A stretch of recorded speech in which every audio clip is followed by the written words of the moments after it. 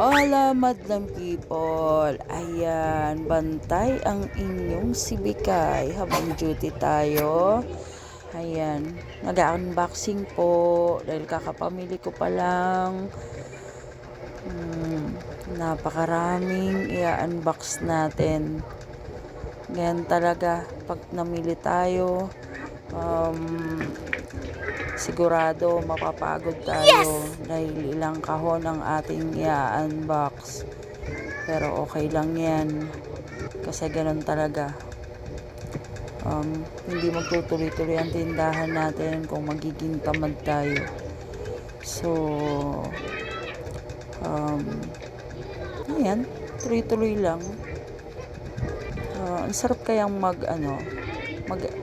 mag-ayos ng tindahan.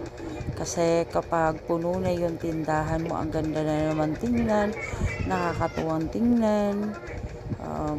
Pati ang ating mga customers,